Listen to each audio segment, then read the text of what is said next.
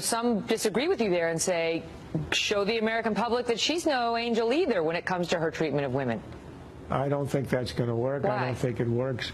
Well, first of all, it would be a man saying it. Secondly, that's been adjudicated, and at least 20 years ago, you could argue that the zeitgeist of the country has changed, but 20 years ago, it caused the Republicans untold grief. They lost several speakers of the House.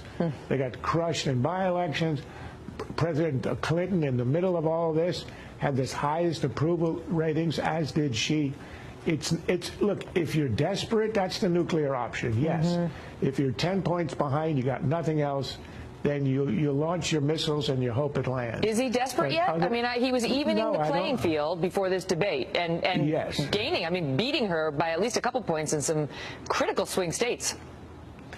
But there's a difference between losing your momentum, which was about to take you into the lead, and a collapse. He did not collapse. He's been stalled.